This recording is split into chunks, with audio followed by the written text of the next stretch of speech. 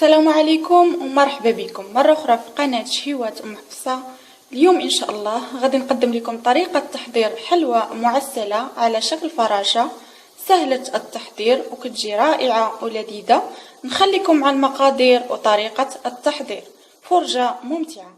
بالنسبة للمقادير غادي نحتاج 500 غرام من دقيق فرص دقيق الحلويات، 7 غرامات ونصف من سكر بنكهة الفانيليا، ملعقة كبيرة سكر، ربع ملعقة صغيرة ملح، 4 ملاعق كبيرة ماء الزهر، ملعقة كبيرة خل أبيض، 80 مليلتر من الزبدة المذابة أي نصف كأس عنبة، والماء البارد الكافي اللي غادي يجمع ليا العجينة.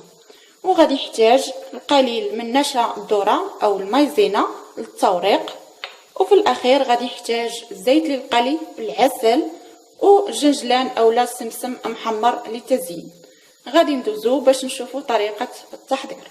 غادي نبداو بسم الله. اول حاجه غادي ندير الزبده دايبه على الدقيق، ملعقه كبيره سكر،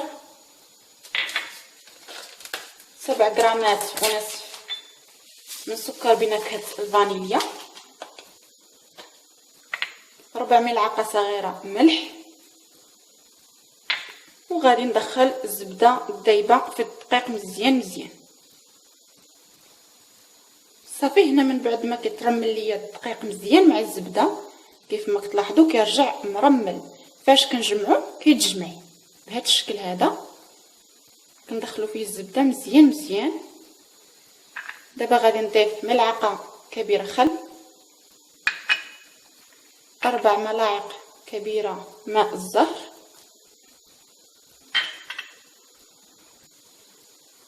وغادي نبقى كنجمع بالماء البارد شويه بشويه، ما كنضيفوش في مره، وكنجمعوها غير بالاصابع ما كنعلكوهاش، غير كنجمعوها فقط وتكون شويه قاصحه ما تكونش جاريه. صافي هنا كنجمع العجينه، كنبقى نضيف الماء شويه بشويه حتى كتجمع عندي كيف ما كتلاحظوا، غير مجموعه ماشي معلوكه ماشي مدلوكه مزيان، هي مجموعه فقط، وكنخليها قاصحه كيف ما كتلاحظوا.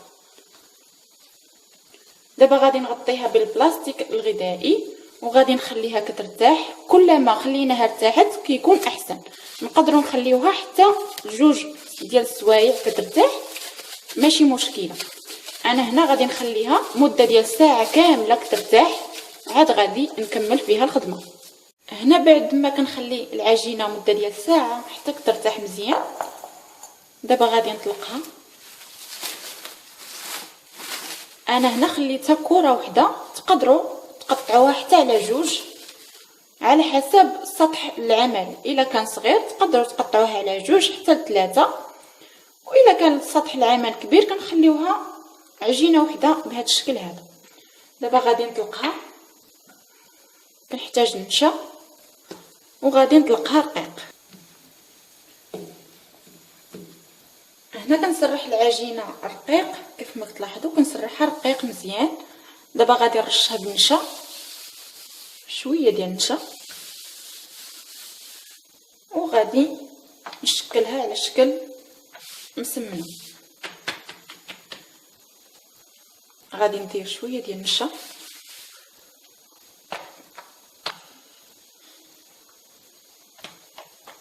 بهذا الشكل، شويه ديال النشا،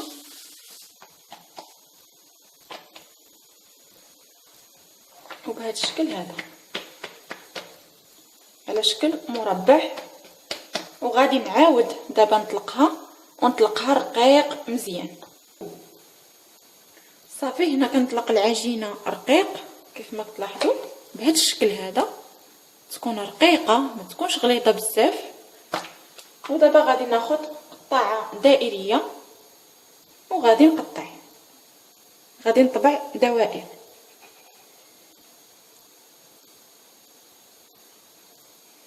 صافي هنا من بعد ما كنقطع الاشرطه والدوائر بنفس العدد، غادي ناخذ دائره وغادي نضغط عليها شويه،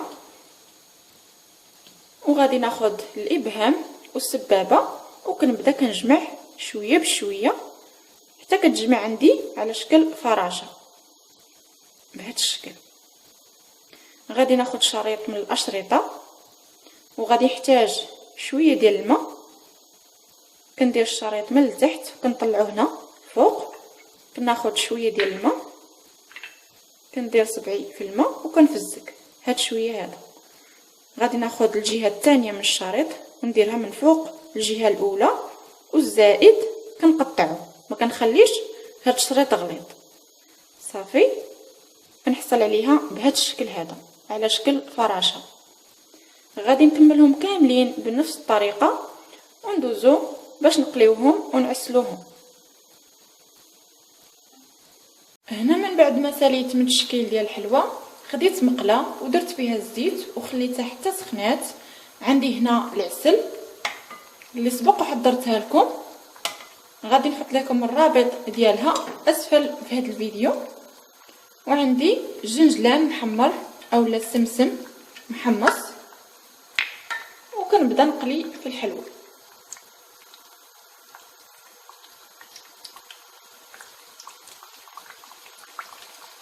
كنخلي الزيت حتى كتسخن مزيان. من بعد ما كتسخن الزيت كنقص النار، ما كنخليهاش مجهده باش الحلوى طيب لينا وما تبقاش خضره من الداخل. كنخوي عليها الزيت باش كتنفخ بهذا الشكل هذا كما كتلاحظوا.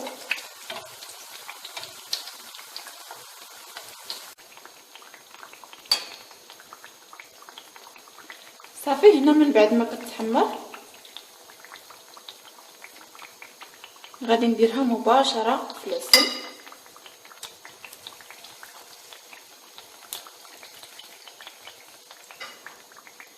كنعسلها غير بشويه بهذا الشكل هذا لانها حساسه كتجي كتذوب في الفم، ما خاصناش نضغطوا عليها بزاف باش ما تتهرسش. صافي غادي نعسلها وندير عليها الجنجلان اللي محمر ونشوفوا الشكل ديالها النهائي.